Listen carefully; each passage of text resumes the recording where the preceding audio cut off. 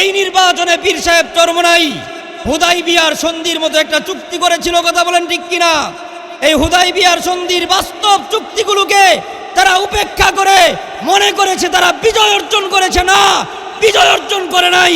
এই হুদাইবিয়ার সন্ধির 2 বছরের মাথায় আল্লাহ তাআলা মক্কা বিজয় দান করেছে।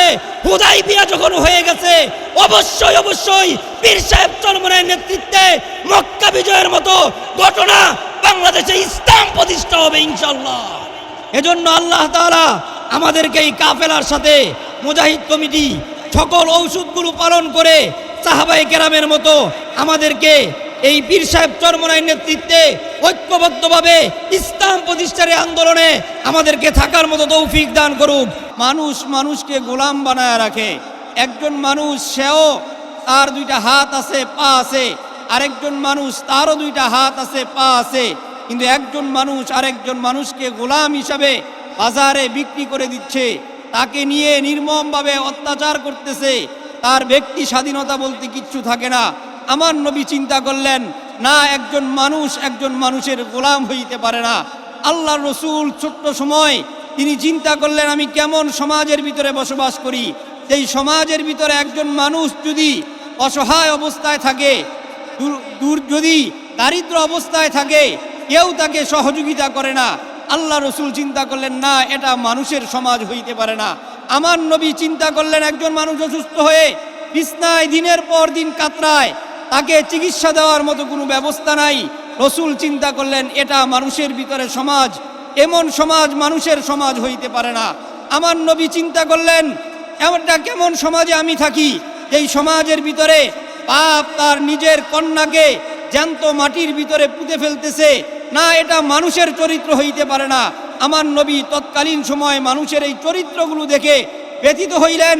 আমার নবী বললেন, চিন্তা করতেছে, হায়রে, এক গোত্রের মানুষ আরেক গোত্রের মানুষের সাথে ছোট্ট ছোট্ট বিষয় নিয়ে বছরের পর বছর, দিনের পর দিন যুদ্ধ, কলহ, বিদ্রোহের ভিতরে একজন আরেকজনের উপরে ঝাঁপায়া পড়তেছে। না, শক্তি যার, এই রাজত্ব তার, এই নীতি চলতে পারে না। মানুষ এই সমাজের ভিতরে বসবাস করতে পারে না। এই সমাজ পরিবর্তনের জন্য আমার নবী চিন্তা করলেন, কি করা যায়। রসুল সাল্লাল্লাহু আলাইহি ওয়াসাল্লাম নবুয়তি পান নাই, মাত্র 17 বছর বয়সে এই সমাজ থেকে মানুষের এই চরিত্রগুলো দূর করার জন্য, মানুষের জন্য যেন কাজ করে, একে অপরের জন্য সহযোগিতা করে, এই কারণে তিনি একটি সামাজিক সংগঠন তৈরি করলেন। নাম রাখলেন হিলফুল ফুজুল। হিলফুল ফুজুল এই সংগঠন তৈরি করে একজন যখন বিপদগ্রস্ত, তার পাশে এসে আমার নবী দাঁড়াইবার সিদ্ধান্ত নিলেন। একজন যদি অসুস্থ হয়, তার পাশে সেবা দেওয়ার দায়িত্ব নিলেন। এইভাবে আল্লাহ রসুল ভীতিকর মানুষেরকে ভীতি দূর করার, ভয় ভীতি দূর করার দায়িত্ব নিলেন। আমার নবী সাল্লাল্লাহু আলাইহি ওয়াসাল্লাম এইভাবে মক্কায় আস্তে আস্তে বড় হইতেছে, চিন্তা ফিকির করতেছে, আর এই সমাজকে কিভাবে মানুষের সমাজে রূপান্তরিত করা যায়, সেই হিসাবে নবী করিম সাল্লাল্লাহু আলাইহি ওয়াসাল্লাম চিন্তা ভাবনা গবেষণা করতেছেন। হেরা গুহার ভিতরে একাধারে তিনি বিভিন্ন সময় 3 দিন, 5 দিন, 7 দিন পর্যন্ত সেখানে থাকতেন। আর আম্মাজান খাদিজাতুল কুবরা রাদিয়াল্লাহু তাআলা আনহা তিনি কষ্ট করে খাবার সেখানে পৌঁছে দিতেন। এই সমাজ কিভাবে মানুষের সমাজে পরিণত করা যায়, মানুষকে কিভাবে মানুষের কাতারে দাঁড় করানো যায়, এই সমাজ থেকে এক আল্লাহ ব্যতীত কোনো ইলাহ যেন না থাকে, সকলকে যেন আল্লাহর গোলামে পরিণত করা যায়, সকলকে যেন সকল মানুষ যেন এক আল্লাহর গোলামে পরিণত হয়, এই জন্য তিনি মানুষের চরিত্র রূপ ধারণ করার জন্য হেরা গুহার ভিতরে তিনি চিন্তা ভাবনা করতেছেন। সেই হেরা গুহার ভিতরে আমার নবী সাল্লাল্লাহু আলাইহি ওয়াসাল্লামের বয়স যখন 40 বছর বয়সে আসমান থেকে জিব্রাইল আমিনের মাধ্যমে আল্লাহ তাআলা এই পৃথিবীর পট পরিবর্তনের জন্য, এই পৃথিবীর সমস্ত সমস্যার সমাধানের জন্য আল্লাহ তাআলা লৌহে মাহফুজ থেকে এক আসমানি কিতাব নাজিল করলেন। ইকরা বিসমি রাব্বিকাল্লাযী খলাক, খলাকাল ইনসানা মিন আলাক। ও নবী, আপনি এই পৃথিবীতে যা চান, আপনি চান মানুষ যেন মানুষের চরিত্রের রূপ ধারণ করে, মানুষের ভিতর থেকে যেন পশুত্ব দূর হয়। মানুষের ভিতর থেকে পশুত্ব দূর করতে চাইলে প্রথম আপনার কাজ হবে ইকরা বিসমি রাব্বিকাল্লাযী খলাক, যিনি আপনাকে মানুষকে সৃষ্টি করেছে, ওই মানুষের সৃষ্টির ওই রবের পরিচয় ঘটাইবার জন্য যেই পরিমাণে পড়া দরকার, আপনি ওই পরিমাণে পড়ার আলোয় গোটা দুনিয়া আপনি আলোকিত করে দেন। বলেন সুবহানাল্লাহ। আমার নবী হেরা গুহা থেকে আসলেন, আওয়াজ শুরু করে দিলেন, কিন্তু অসভ্য বর্বর আইয়ামে জাহিলিয়াতের এই কুরাইশের মানুষগুলো আমার নবীকে টিকতে দেয় নাই। আল্লাহ রসুল সরকারে দু আলম দাওয়াতের এই মিশন কিন্তু বন্ধ করে নাই। দাওয়াতের এই মিশন চালু রাখার জন্য আল্লাহ পাকের আসমানি ফয়সালায় আল্লাহ রসুল সরকারে দু আলম তিনি মক্কায় 13 বছর ছিলেন। 13 বছর পর আপনার নবীর বয়স যখন 53 বছর বয়সে আল্লাহর হুকুমে হিজরত করে মদিনায় চলে গেলেন। মদিনায় গিয়ে তিনি সেখানে দাওয়াতের কাজ, একটা রাষ্ট্র গঠন করলেন, মদিনা রাষ্ট্র। সেই মদিনার রাষ্ট্রের ভিতরে তিনি কার্যক্রম, দাওয়াতি কাজ, তালিমের কাজ, তাজকিয়ার কাজ, জিহাদের কাজ একটার পর একটা যখন পরিচালনা করতেছে, মক্কার মধ্য দিয়ে তারা ছিল, গোটা দুনিয়ার কুফফার শক্তিগুলো আমার নবীর উপরে তারা জাপায় পড়ার চিন্তা ভাবনা করতেছে। বদর কায়েম হলো, উহুদ কায়েম হলো, এইভাবে একটার পর একটা যুদ্ধ চলতেছে। এই হিজরতের 6 বছর পর আমার নবী সরকারে দু আলম স্বপ্ন দেখলেন, আল্লাহ রসুল সাল্লাল্লাহু আলাইহি ওয়াসাল্লাম উমরা পালন করার জন্য তার জন্মভূমি মক্কায় বাইতুল্লাহ গিয়েছেন। বলেন সুবহানাল্লাহ। তিনি স্বপ্ন দেখলেন,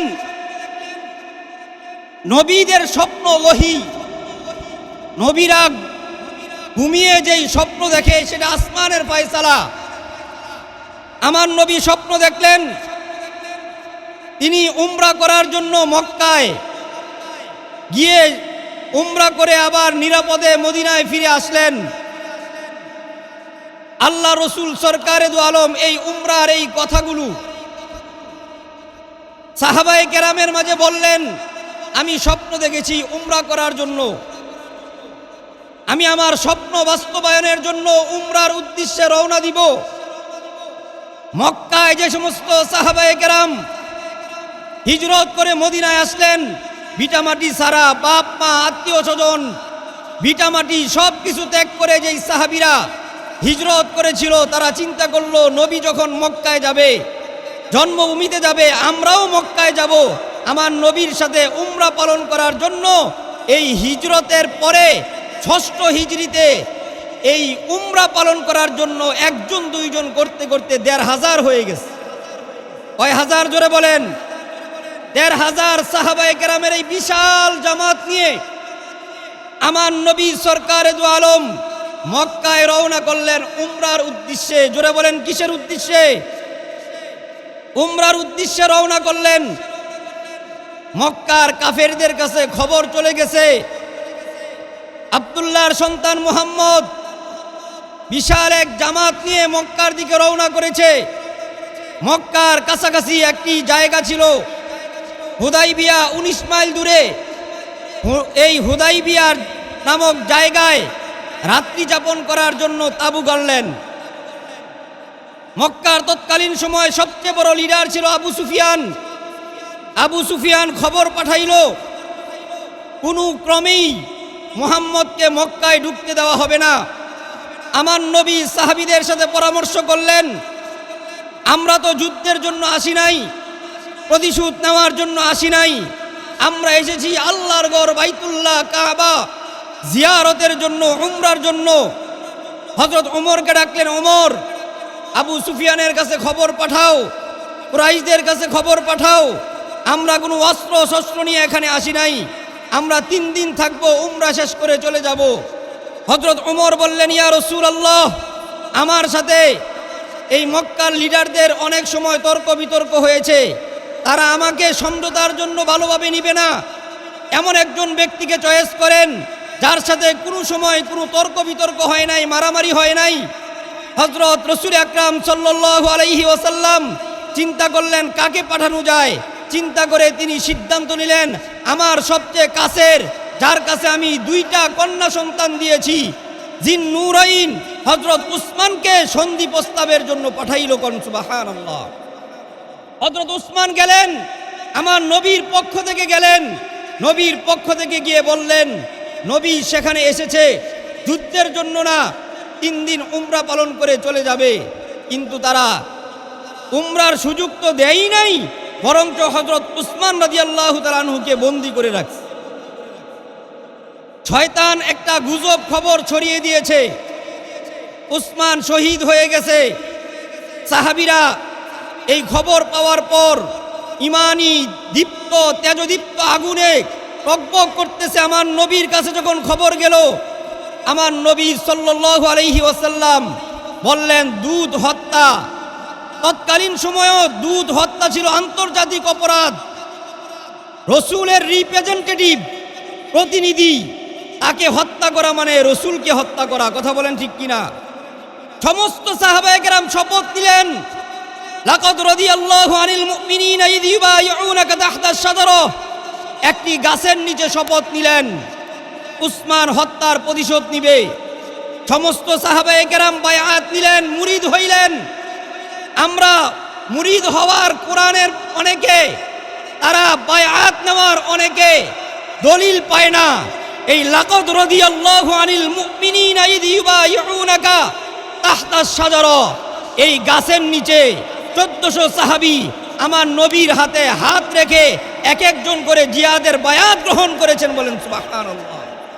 বায়াত নেওয়ার পর আমার নবী আরেকটা হাত উপরে রাখলেন, আরেক হাত উপরে রেখে বললেন যে এটা উসমানের হাত। কারণ উসমান শহীদ হয়েছে কিনা এখনো পর্যন্ত আমি জানি না। এরপর